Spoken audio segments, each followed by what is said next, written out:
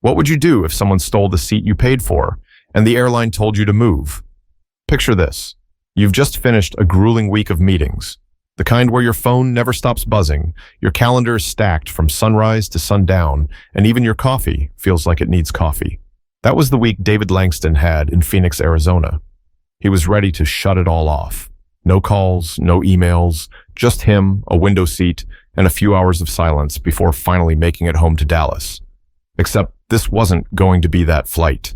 David arrived at Phoenix Sky Harbor International Airport early, something he always did. He hated rushing. He liked walking slow, scanning the terminal, listening to the chatter of families wrangling kids, couples bickering over gate changes, business people with heads buried in laptops. Airports were their own little worlds, and he'd learned long ago that you could read a lot about society just by watching how people treated each other in those in-between spaces. He rolled his leather carry-on behind him, checked the monitor to confirm his gate, and headed toward the Delta Sky Lounge. As a frequent flyer and a man of means, he could afford the luxury, but he didn't flaunt it. He didn't wear flashy watches or loud suits. Today, he was in a gray polo, dark jeans, and sneakers. Simple, comfortable. But if you looked closely, you'd see the quiet confidence in the way he moved. Inside the lounge, David grabbed a coffee and sat by the window. He pulled out his phone, glanced at the headlines, and chuckled when a news article caught his eye.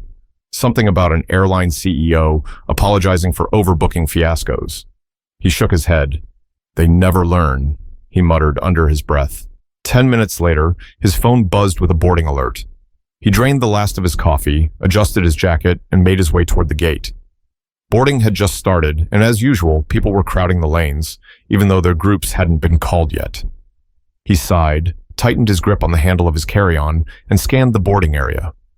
That's when he noticed her, a woman in her mid-40s, blonde hair cut neatly to her shoulders, pearl earrings, a cream-colored blazer. She had the look of someone who was used to getting her way, confident, maybe a little too much.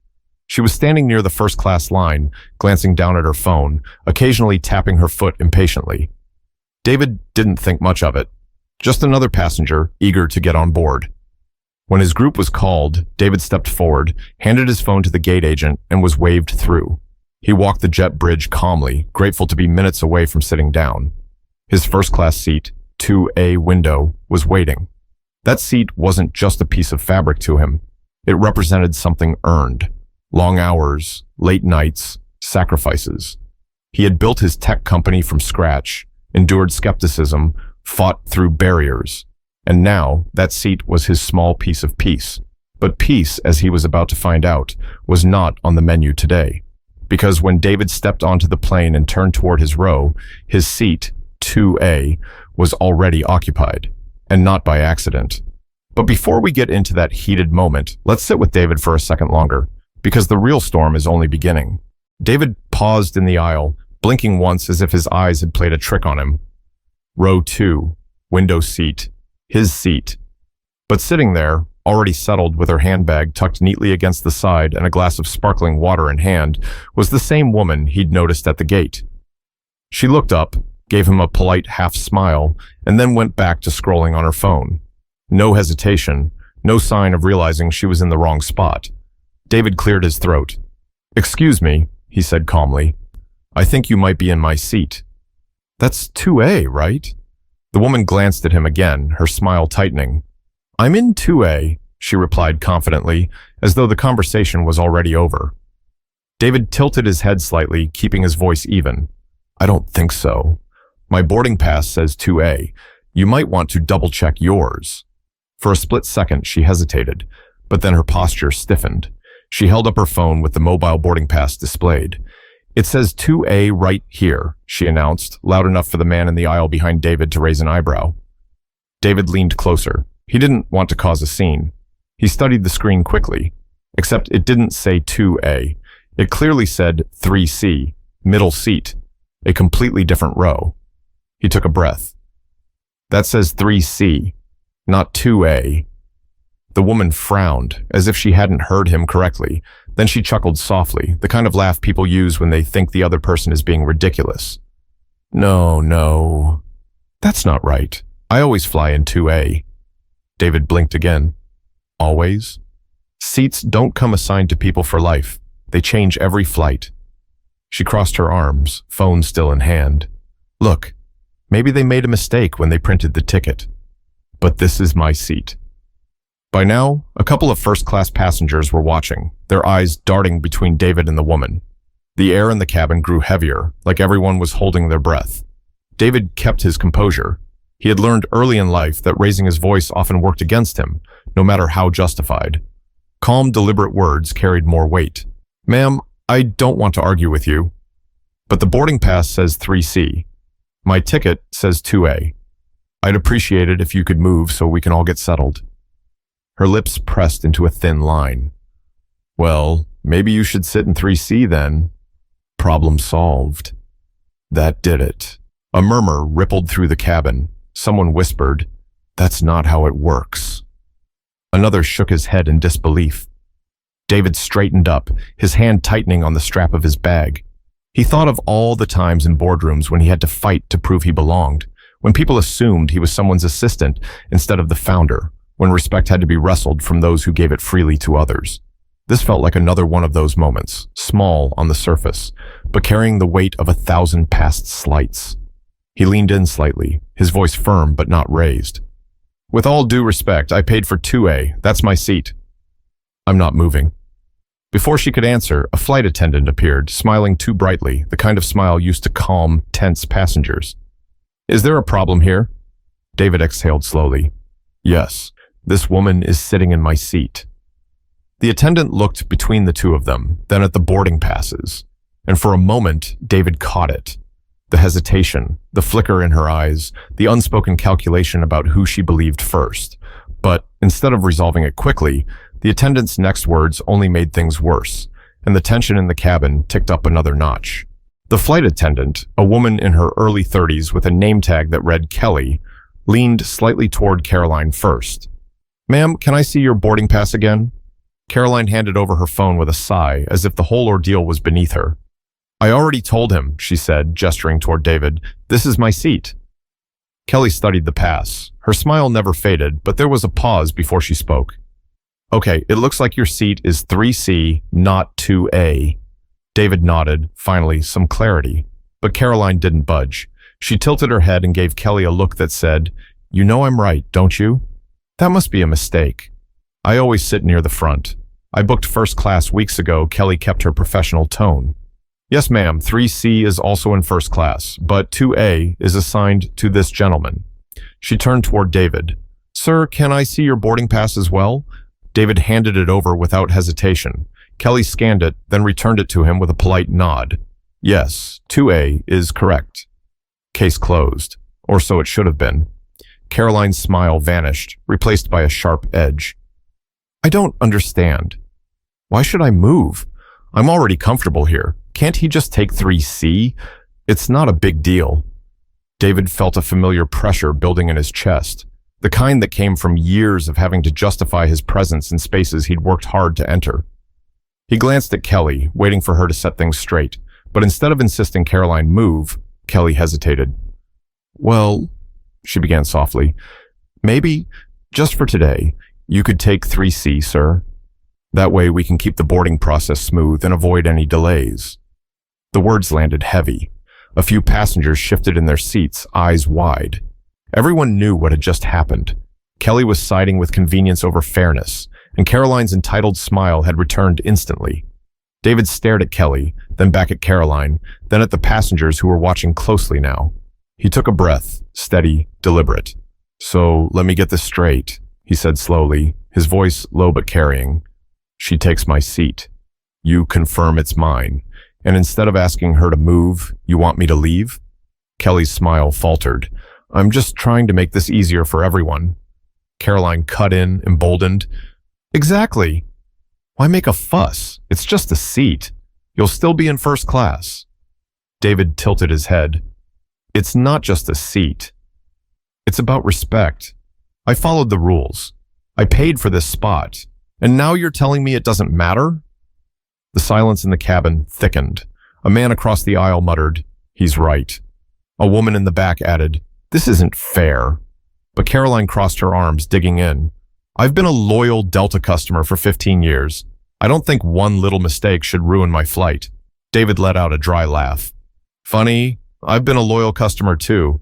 And on top of that, I happen to own stock in this airline. So maybe I have just as much right to expect respect. That got Caroline's attention. Her eyes flickered, but she still didn't move. Oh, please. Everyone says they're an investor these days. Kelly looked trapped, caught between trying to appease one passenger without upsetting the other. But her indecision only made things worse. More voices in the cabin joined in now, some siding with David, others whispering to their neighbors about entitled people. David's patience was thinning. He leaned forward slightly, his voice quiet but firm, the kind of tone that made people stop and listen. I'm not moving. I've dealt with this kind of thing before, always being asked to step aside, to take the lesser option, to make it easy for everyone else while my dignity gets checked at the door. Not today, Caroline scoffed, but there was a flicker of doubt in her eyes now. She glanced at Kelly, expecting backup. Kelly opened her mouth, but before she could speak, the captain's voice boomed over the intercom, announcing final boarding and reminding everyone to take their seats quickly. The timing was perfect and terrible, because the cabin wasn't settling. It was simmering. But what came next was the moment David decided this wasn't going to be just another slight he let slide. It was going to be the turning point. Kelly, still standing awkwardly in the aisle, tapped her earpiece and whispered something to another crew member at the front. Within seconds, a second attendant arrived, a tall man with neatly trimmed hair and the kind of smile that seemed more rehearsed than genuine. His name tag read Mark. What's going on here? He asked, lowering his voice, but still loud enough for nearby passengers to hear. Kelly gestured between David and Caroline. There's a seating mix-up. She's in 2A, but it actually belongs to him. Mark glanced at David, then at Caroline, then back at David again. His smile tightened. Sir, if you wouldn't mind taking 3C for today, we can get this plane moving. We really don't want to delay departure. David blinked. You're asking me to move? Even after checking both tickets? Mark kept his tone even. It's just one seat back. You'll still have the same service. Caroline leaned back in 2A, her arms crossed like she had already won. Exactly. He's making this harder than it needs to be. David's jaw flexed. He inhaled through his nose, forcing calm into his voice. Do you hear yourself? You're both telling me to give up my seat, the seat I paid for, because she refuses to move. That's not solving the problem. That's rewarding it. A ripple went through the cabin again. Whispers. A few passengers shook their heads. One man near the bulkhead muttered, That's messed up. Mark raised his palms slightly. Sir, please. We're just trying to de-escalate the situation. If you could help us out. David cut him off. No, I'm not helping by letting someone else disrespect me. I've helped enough in my life by staying quiet when I shouldn't have. Not today, Kelly shifted uncomfortably. Mr. Langston, if you'll just... David interrupted again, louder this time, so the whole first-class cabin could hear. No, you keep asking me to bend, but you haven't once asked her to take responsibility. Why? Silence. Mark glanced at Kelly. Kelly looked at Caroline. Caroline rolled her eyes dramatically, as though she were the victim of an unreasonable man making a scene. David turned slightly, addressing the passengers now. You all see what's happening, right? She takes my seat. They confirm it's mine, but instead of asking her to move, they want me to back down. How many times has this happened? How many times do people like me get told to stay quiet, keep it smooth, don't rock the boat? The cabin grew still. A woman 2 rows back called out, He's right. This is ridiculous. Another added, Give the man his seat. Caroline flushed, but she didn't move. I'm not the bad guy here, she snapped. I booked first class like everyone else. Maybe there's a glitch in their system. David shook his head slowly. No glitch. Just entitlement. Mark exhaled, trying to keep his smile, but it was slipping. Sir, please lower your voice. David looked him dead in the eye. No, I've lowered my voice too many times. For a long beat, no one moved. The engines hummed softly outside, boarding announcements continued faintly from the terminal, but inside that cabin, everything hinged on what happened next. Kelly leaned toward Mark, whispering, We need to call the captain. David heard her.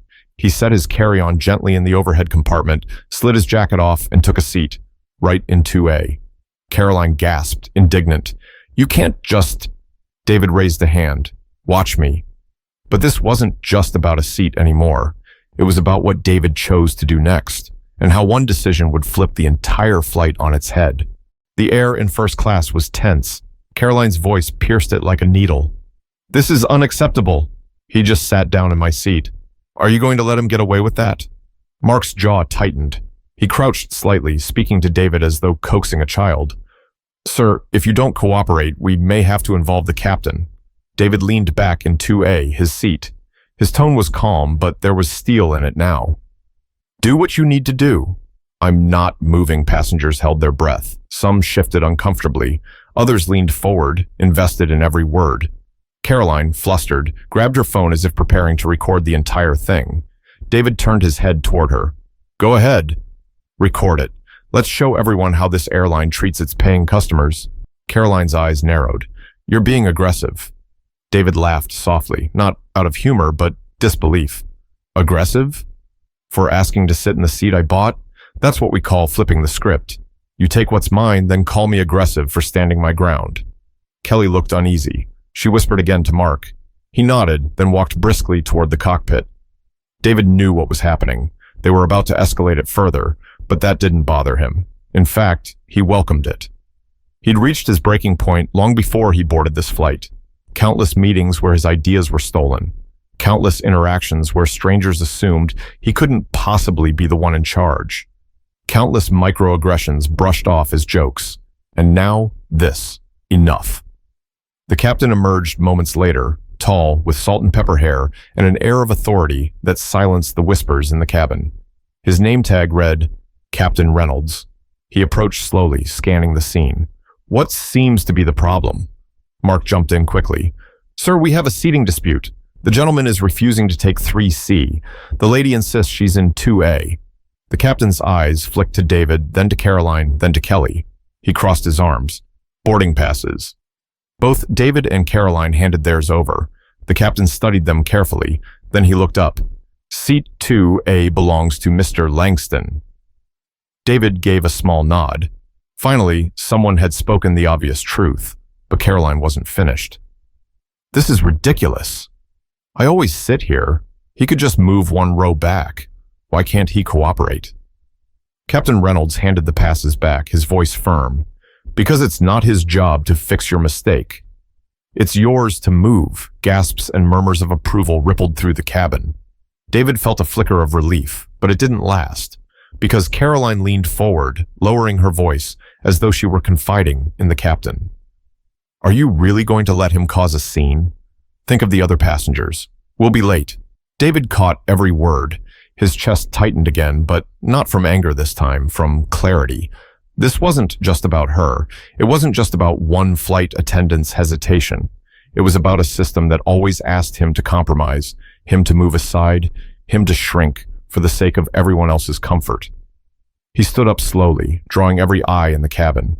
His voice was steady, carrying the weight of years of silence. You know what? If this plane can't leave on time because people refuse to acknowledge something as simple as the truth, then it won't leave at all. Not until this is handled properly. The captain frowned. Sir, David cut in, I'm not asking. I'm telling you, you're not taking off until the people in charge of this airline address this. Because I'm not just a passenger. I'm one of your investors, and I'm tired of being treated like I don't belong in spaces I've earned. The words landed heavy. Passengers whispered louder now, phones raised, cameras recording. Caroline's face went pale. Kelly's smile had vanished completely.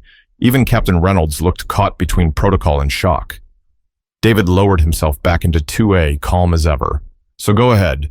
Call whoever you need to call, but this flight isn't leaving until it's handled the right way. But with David drawing that line, the pressure in the cabin only built higher, and now the entire flight was caught in the crossfire. The first-class cabin buzzed now, not with idle chatter, but with the sharp energy of conflict. Phones were out, screens glowing as passengers started recording. Whatever happened here wasn't staying in the cabin. It was about to live online forever. A man across the aisle, wearing a navy blazer and glasses, spoke up. He's right. That's his seat. Why are we even debating this? A woman further back added, this wouldn't even be a conversation if the roles were reversed. Caroline turned toward them, eyes wide. Excuse me? Are you implying something about me? The woman didn't flinch. I'm saying the truth is written on that boarding pass and everyone can see it. You're the one dragging this out. Caroline's cheeks flushed. She clutched her phone tighter. This is harassment. He's making a spectacle out of nothing, David spoke, his tone even. Nothing? You're sitting in the seat I bought. You refuse to move. Then the staff asked me to give up what's mine to keep the peace. That's not nothing. That's the same pattern I've seen my whole life. His words hung heavy in the air. Some nodded, some whispered to their neighbors. Captain Reynolds shifted uncomfortably. Mr. Langston, I understand your frustration, but... David raised a hand, cutting him off. With respect, Captain, don't tell me you understand. If you understood, we wouldn't be here right now. The silence that followed was sharp, only broken when a younger passenger in economy leaned forward, voice carrying from behind the curtain. Yo, give him his seat already. We're all trying to get home. Laughter and murmurs rippled through economy, but first class stayed tense. Caroline straightened her blazer and looked around, realizing she was losing sympathy fast. Kelly tried again, her voice softer now. Mr. Langston, please, we're just trying to get this flight underway. David turned his gaze on her. And I'm trying to make sure it's done right. If I let this go, what message does it send? That money can buy respect for some, but others have to beg for it? That rules bend for convenience, but not for fairness? More heads nodded. A man near the galley muttered, He's got a point. Caroline scoffed. This is ridiculous. You're acting like some kind of hero over a chair. David looked at her steadily. No, I'm acting like someone who's tired of being told his comfort matters less than someone else's convenience. And if you think it's just about a chair, then you haven't been listening. Passengers exchanged glances. The tide had shifted. He wasn't just another annoyed traveler now. He was a man forcing everyone on that plane to confront something bigger. The captain sighed, pinching the bridge of his nose. He knew this wasn't going away quietly. All right, I'm calling operations, he muttered, disappearing back into the cockpit. Caroline slumped in her seat, refusing to move, her pride holding her hostage. David leaned back, calm but unyielding. He'd drawn his line, and he wasn't moving it. 10 minutes passed, then 15. The cabin door was still open. Boarding was complete, but the plane wasn't pushing back. A murmur ran through the passengers as the delay dragged on. Some grumbled about missing connections. Others whispered that this was history in the making. A few cheered David quietly, like teammates supporting a captain. Finally, the intercom crackled. Captain Reynolds' voice echoed overhead. Ladies and gentlemen, we are experiencing a delay. Please remain seated. We'll update you shortly. Gasps filled the cabin. David's eyes stayed forward, steady. He had done exactly what he said, grounded the flight.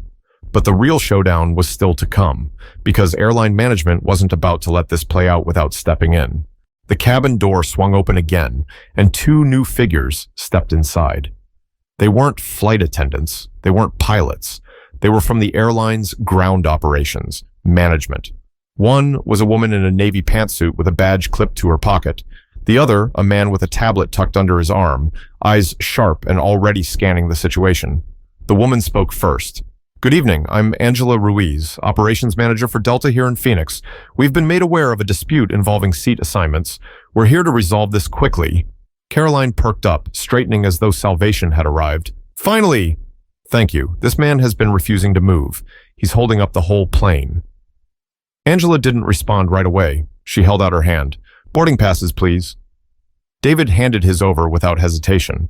Caroline, a beat slower, did the same. Angela compared them, then raised her eyes. Seat 2A belongs to Mr. Langston.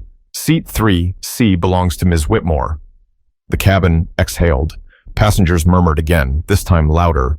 Some clapped softly. Caroline's face flushed red. Still, she wasn't giving in. That can't be right. I booked this seat. There has to be a mistake in your system. Angela's tone sharpened. The system is not mistaken. Mr. Langston's ticket is valid. You are in the wrong seat, Caroline sputtered, her words tumbling. But I've flown this route before. I always sit here. I shouldn't have to move. Angela folded her arms. Miss Whitmore, you will need to move to your assigned seat. Now Caroline froze. Her pride battled with reality, but the weight of dozens of eyes burning into her back was undeniable. David watched her silently, not gloating, just steady. The man with the tablet finally spoke. For the record, Mr. Langston is also a shareholder in this airline. His account is flagged as high value. So not only was he disrespected, but this situation could have been avoided if staff had handled it properly. Kelly's face went pale. Mark looked down at the floor. Angela continued, voice carrying authority. This delay has cost the airline thousands already. This is unacceptable.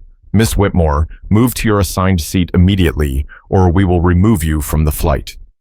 A wave of murmurs swept through the cabin. Phones recorded every word. Caroline's face crumpled between rage and humiliation. She clutched her bag, muttering under her breath as she finally stood and shuffled back to row 3. Passengers applauded softly. A few clapped louder, turning the moment into a quiet victory. David didn't smile. He didn't clap. He simply adjusted his jacket, sat comfortably in 2A, and looked out the window. Angela turned to him. Mr.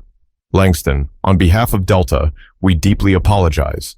This should never have happened. David met her eyes. You're right. It shouldn't have, but it did, and I want to make sure your people learn something from it. Angela nodded firmly. They will. She shot a look at Kelly and Mark, who both shifted uncomfortably. With that, Angela and the man with the tablet exited the plane. The cabin door closed. The engines revved. Passengers settled, buzzing with the story they'd all carry long after landing. But as the plane finally prepared to take off, the lesson of that night wasn't about seats or delays. It was about what happens when one man refuses to shrink in the face of disrespect. The cabin lights dimmed as the plane pushed back from the gate. The tension that had filled the air for nearly half an hour slowly gave way to a tired but buzzing energy. People whispered, some still shaking their heads at what they had just witnessed. Others, phones in hand, tapped furiously, no doubt uploading clips to social media before the plane even left the ground. David sat quietly in 2A, gazing out the window as Phoenix disappeared beneath him. He didn't smile. He didn't gloat. But there was a calmness inside him, a steadiness he hadn't felt in a long time. He hadn't just claimed a seat. He had claimed his dignity in front of strangers who now couldn't unsee the truth. Caroline, 3 feet behind him in 3C, stayed silent. The earlier bravado had drained from her face. Every so often she shifted in her seat, but she never spoke another word. She didn't have to. The lesson wasn't for her alone. It was for everyone who had watched the way a simple situation spiraled because people were too willing to excuse the wrong person. Hours later, as the plane landed in Dallas, David gathered his things calmly. Passengers stopped him as he walked down the aisle. "Good on you, man," one said, clapping his shoulder. "You spoke for a lot of us tonight," another added. David nodded politely, offering only a quiet, "Thank you."